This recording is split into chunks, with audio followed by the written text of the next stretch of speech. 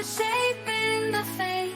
Investors and dreamers open the gate. Supercross stands loud, proud, and true. Building tomorrow for me and you. Welcome, everyone. I am so excited to have you here today. We've got just a tremendous guest from Pingree, Detroit.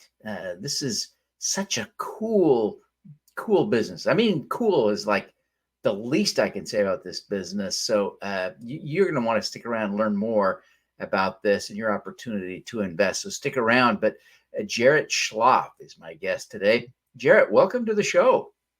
Yeah, it's great to be with you, Devin, and hello to everyone out there.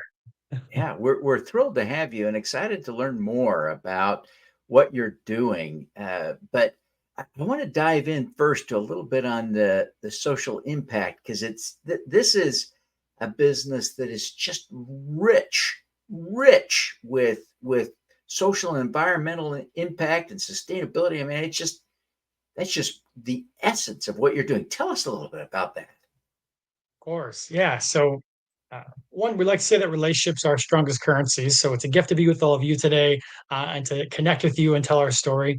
And so, we're this worker-owned cooperative here in Detroit, and a core mission of ours is to create skilled trades training opportunities, meaningful work for veterans and Detroiters by making things like shoes and bags, wallets, dog leashes, over 20 different products, all with leather that's upcycled from car seats and steering wheels. So when we say upcycled, we're talking brand new steering wheel material, brand new leather from a seat when they were making those. It's left over in the production process and otherwise just destined for the landfill. Instead of getting tossed out, we buy it from the big three and other car companies, automotive. We also expand that to include leather that was going into trains and planes and automobiles, right? So we take that brand new, beautiful material we think is way too nice to become waste stream, and we hand stitch everything right here in Detroit. So we like to say it smells like a new car because it nearly was. It's really a fascinating, business model that you've come up with. So tell us a little bit about the business. How do you make money? Making things by hand, it seems like such a challenge, and yet there's clear evidence that you're doing great. How does that work? Of course. Yeah. So, we as a company, we have been profitable the last 2 years while balancing a social mission. And it's really at the core of we're making quality goods, right? So there's this thing called the Net Promoter Score, which is if you ask a friendly friend or family member, would you refer us to friends or family, and they give us a score out of 10. Right now, we're at a 9.7 out of 10 Net Promoter Score with our customers because the quality is guaranteed for life. We consider heirloom quality bags, and our sneakers we're literally hand forming it with the hammer nails over 2.5 days. So you're getting the most comfortable pair of shoes you've ever worn. Folks come back and we get so much return business because of the quality, the comfort. And so we're finding that, yes, it's handmade, which allows folks to really have meaningful work where they're literally and figuratively working with their hands. They're creating something with purpose. They're able to connect to the things they're making, which can also be really therapeutic. So, whether you're a veteran, a Detroiter, or a returning citizen, we're really able to create that opportunity to work with your hands in an environment where you're supported and you're able to directly see the impact that you're creating on that production floor. So, really, it's the quality that's there.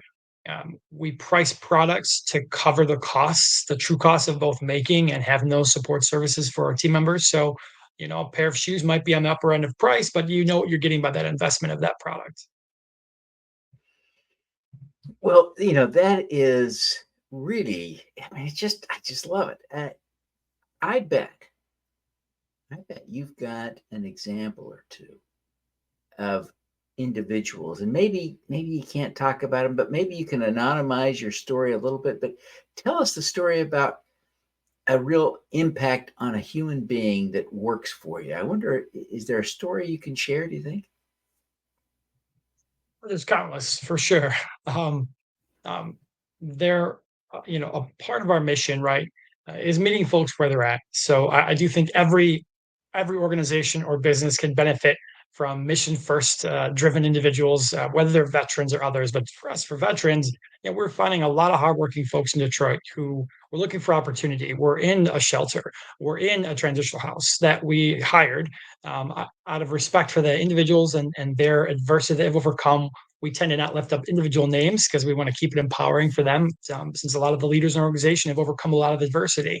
But we've got folks who, single mother of three who overcame a ton of adversity and now, is able to work from home making coasters, a Marine veteran on our team, or folks who are leading different divisions of our company who've overcome a ton of adversity. So we really see that there's so much value in creating an environment that allows folks to support each other, to again be a part of that mission driven environment again. And so to be able to give that person just a platform to get back on their feet, to reclaim for themselves, determine for themselves what they need, and then have a job that supports them in doing that, it definitely we see goes a long way. And I will say that there is a social cost of doing that business, right? So in a traditional work environment, okay, you show up late once or twice, you're fired. In our environment, hey, there might be an extenuating circumstance we have to take into account. Like, if you might show up or you slept in, you're having a real hard time. Sometimes there's a battle going on inside that goes unseen. And so we have a different way of supporting that person. We might say, hey, check in with your battle buddy, or check in with your support person, with different therapists and things that we have connected with our network. It's really important to us to, without sounding too cliche, but like to leave no one behind. And so to really do all that we possibly can to support someone, meet them where they are at on a given day. We are complicated human beings. We all have stuff we're going through. And so to go that extra mile to support that person, whether you're a veteran or a Detroiter, you're a human being, and we want to do all we can to support you. Yeah, it's a wonderful approach. It's a wonderful approach, just such a human approach to the business. I congratulate you. So now you've set up this, essentially it's a worker cooperative, right? Tell us a little bit about how the cooperative functions with respect to all the employees and all of that. Sure. So one of the advantages of having literal and figurative ownership over the company is that we have really good retention rates. We have more investments, literally and figuratively, into the processes. Folks are more intentional when they own part of the company to say, hey, how can I make this process more efficient? How can I make this product better? How can I improve our bottom line? Because they benefit financially, but they also benefit from an emotional connection that they know they're a part of great, creating something great that's always continuously improving. And so we reinvest, over 77% of our profits back into the organization, the people in the organization, improving process. So we're really intentional around having the robust frameworks that really make every individual on our team thrive. So, within 1 year of working with us, an individual can petition to become a worker owner with the other worker owners. So we have 5 currently on our whole team. We're a team of 15. And so we do still have the traditional kind of hierarchy that you'd see in normal organization. We use a model of organizing called holacracy. Zappos Shoe Company is probably the best example, or Zingerman's company out here that makes amazing bread. They have a similar model. It's a clarity of expectations and roles, and says, here's the lane in which you can operate. Here is the extent to where you have decision-making authority, but hey, at this level, you're going to need to check in with other people and get them to sign off on it. So we still have kind of a differentiation between management and ownership. So, governance is always separate from the day-to-day operations. But when those individuals are literal and figurative owners, we've just seen amazing things possible. And that's why we're a worker-owned cooperative. That's really fantastic. And so now you're raising capital on Honeycomb Credit. Tell us a little bit about your decision to raise capital that way. Of course, we'd love to be able to pay back people instead of pay back a bank, right? And we'd love for people to participate in our growth. So, we were really intentional when we set out to do this. We have a few really exciting things we're up to that we need more cash flow to support. And so that includes, we've been working tirelessly to bring about a brand new booth that got, y'all getting a little sneak peek, called the Governor. Right. So we've been working at this for years. We currently have low tops and high top sneakers. we've had a ton of folks asking for like a really, really well-made boot. And so we've been really working hard to get that. This funding will help us get some final equipment for this boot to actually do our overall launch, to do a size run, to buy our foot forms that we're going to be building these shoes around. Since again, we're talking old school hammer nails, forming it around that last. There's a funny pun that you only really get if you're a shoemaker. It says the last always comes first, because the thing we build that shoe route is called a last. And so we're going to be launching the Governor. We're also working the building you're seeing right behind me. This is our shipping and receiving room. So we're actually working to acquire our building so we can really anchor roots in this neighborhood in Detroit long term.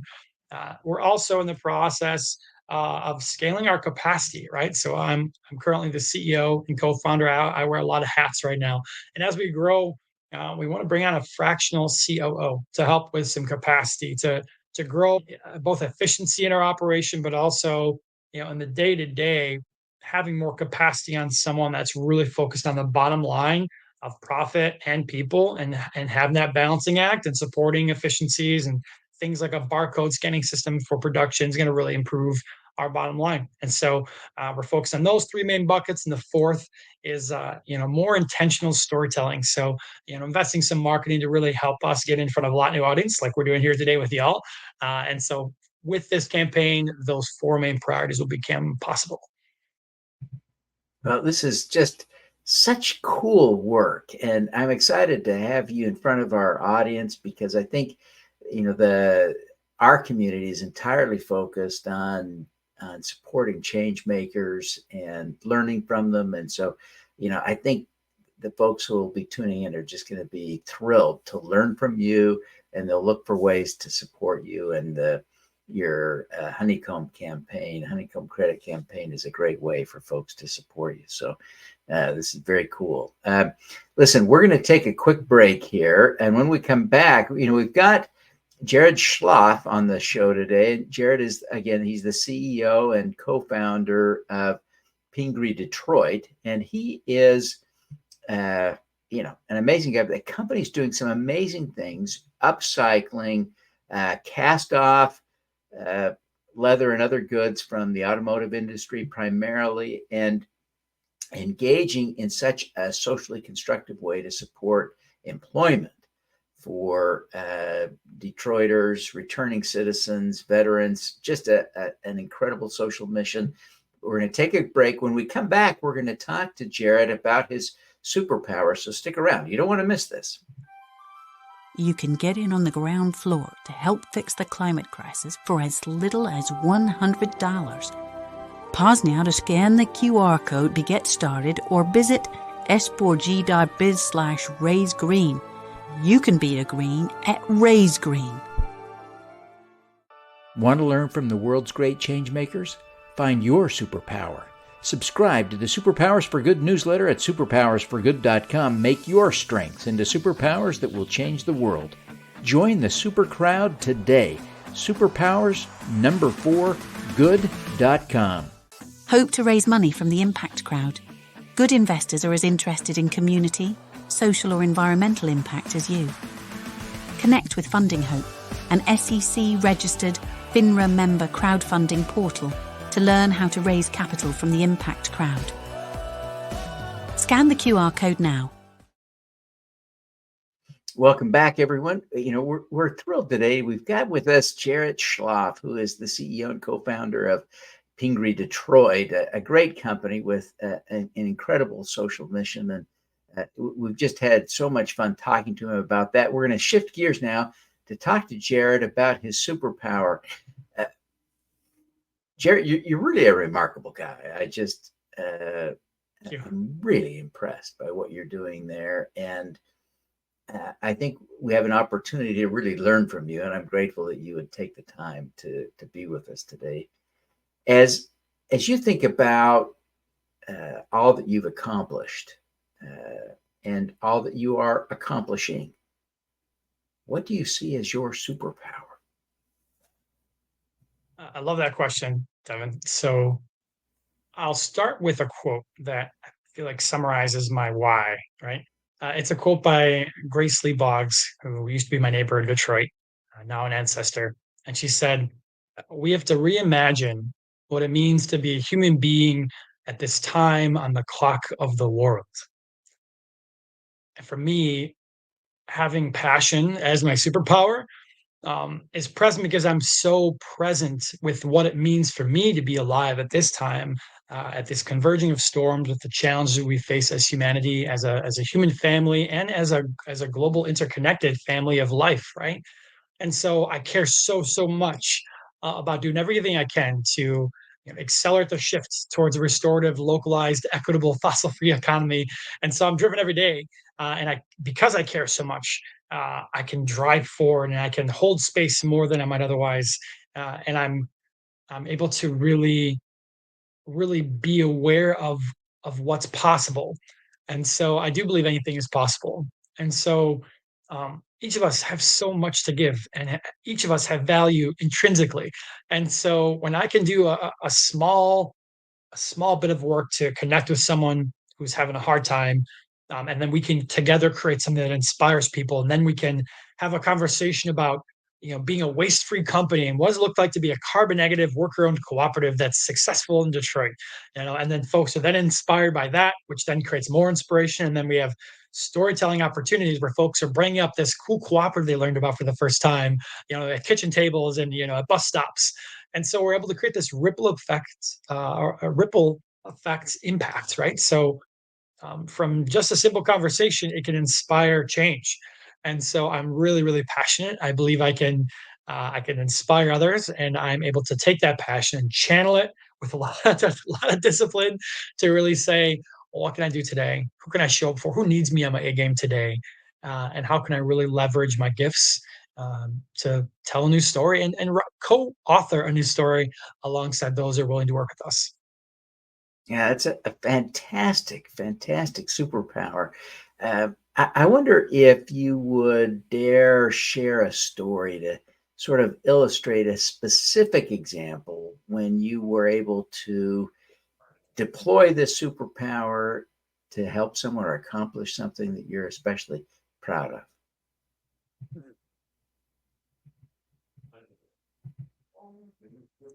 Hmm.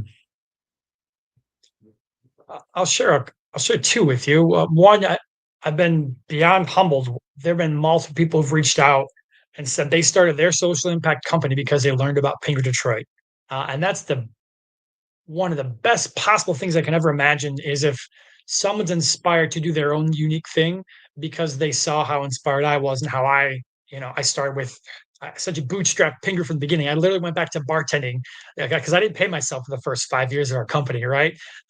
So that opportunity to connect with someone, to show someone that anything is possible, um, is amazing, right? And another one would be uh, on a daily basis. I get to see people on my team thriving who have overcome every adversity you can imagine.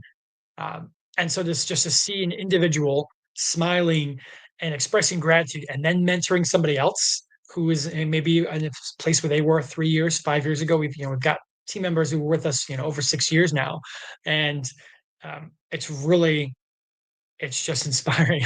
And so I would say on a daily basis, I get that reciprocity and that affirmation that the passion is connecting with folks. Where I've had people who joined our team because they said, "I experienced a passion when I saw you on the news," or "Hey, I met you at Easter Market." There's this local open air market in Detroit. It's one of the biggest in the country, and we're out there every weekend. I'm also out there engaging with folks, and so people have met us and wanted to join the team. People have supported us. Even current investors said, I met you. I was inspired by your passion. I believe in what y'all are doing." So I would say there's a lot of different ways in which the superpower shows me that anything is possible. As you think about how you have been able to deploy this to help so many people to do so much good, how would you coach us to emulate your example? How can we step back and appreciate what you're doing and how you're doing it so that we can do it too? Sure. Yeah. So when I think about passion, um, I kind of imagine like where in my body is this feeling showing up, right? It's a really good exercise for all of us, whether we're inspired or whether we're having a hard day. Like, hey, where is this showing up in my body? And when I start to imagine a future that inspires me, that world that I'm committed to being a part of creating, and I really visualize that, my entire body lights up, and I get excited. And so, kind of using a candle reference, like imagining that future, imagining what it would look like and what would inspire us. Like, yes, there's going to be all the reasons why it might be impossible or it might be really hard, but let's not focus on those for a moment. Let's just focus on what it would feel like and look like and even smell like. and and when we start there, and we start with the vision first, and then we ask ourselves why. Why is this important? Why would this matter? Why do I want to see this? And why am I feeling called to be a part of moving this future forward? If we can start there and then keep working backwards, the next stage is okay, well, what with my unique gifts, what could I do? Right? We don't all have to be founders of businesses. There are so many roles that can be played in organizations and businesses and nonprofits and in groups that whether you're a supporter or you're more of a visionary, you're a storyteller, you're behind the scenes person, you're really analytical. Like there's so many roles that each of us get the opportunity to explore. Hey, what's my unique gift? What's my unique contribution? How can I move this conversation forward? And then we think about that and we find those opportunities. We then marry that gift that we have with what we're inspired by, and then we focus on that every morning, especially the mornings when I'm having a lack of motivation, for instance. I will vision that future. I will truly imagine and try and think about how can I answer phones in the background, but also how can I really intentionally hold that space, thinking, hey, Laconer popped in there. How can I hold that space in ways that allow me to feel the impact I'm about to create? And when I imagine that importance, I can then be fueled and say, okay, like this is what it means to show up for this meeting or show up, 2 hours before the rest of the team. Here's why I'm going to show up today is because I'm doing this thing for this month to create this yearly goal, to create this 5-year goal, to create this thing in 10 years from now. So really, we have the power to share our passions, and we can literally imagine it going through us to each person we tell about that vision to. Yeah, that's brilliant. As we begin to wrap up here, Jarret, I wonder if you would just take a minute and tell people, give them a rundown on how to engage, right? I know folks are going to want to get some of these products, right? How do they do that? Where are they for sale? Tell us, some folks are going to watch this and say, I want to work there. How do I apply for a job? A lot of folks are saying to themselves, I want to learn more about investing in this company. How do I find that? I want to find that. So walk us through all of this information. And of course, a lot of people admire you, right? And they're going to want to follow you on social media or reach out to you. Tell us how to do that too, okay? Thank you, Devin. Yeah, so folks can reach out directly to us at pingredetroit.com. That's PINGREE Detroit.com. They can connect us there to learn about investing, to learn about working with us, to even learn about how to engage with us on social media. So that also has connections to our LinkedIn page, Facebook, Instagram, TikTok, all those, right? That also has a direct link to learn more about our offering for folks who do want to be a part of our growth and impacts. And really, um, I always end whenever I have a conversation with someone new like you, an invitation that if someone was inspired by this, just share with 1 to 2 people. Let that ripple effect create. Say, hey, there's a really cool company in Detroit. Have you ever heard about someone making shoes from upcycled leather from the auto industry? And they're also making purses and bags and wallets and keychains and dog leashes. There's a little bit of something for everybody. And we're this carbon negative, waste free cooperative, doing all we can to tell a new story. So folks can support us by sharing our story, by being a mission investor. They can, of course, own a piece of Pingree that makes all of our work possible, or they can invest in us to really help us drive that growth forward. But really, at the end of the day, we are truly all in this together. And we like to say that we're not only trying to pay a living wage, but we're reimagining what it means to wage a living. Yeah, I that's brilliant. That's brilliant. Well, again, Jarret, I want to thank you so much for taking the time to be with us today. We congratulate you on the great work that you've done and wish you every success in the great work that you continue to do going forward and with your crowdfunding campaign as well. Thank you so much, Devin. All righty. Now, let's do some good.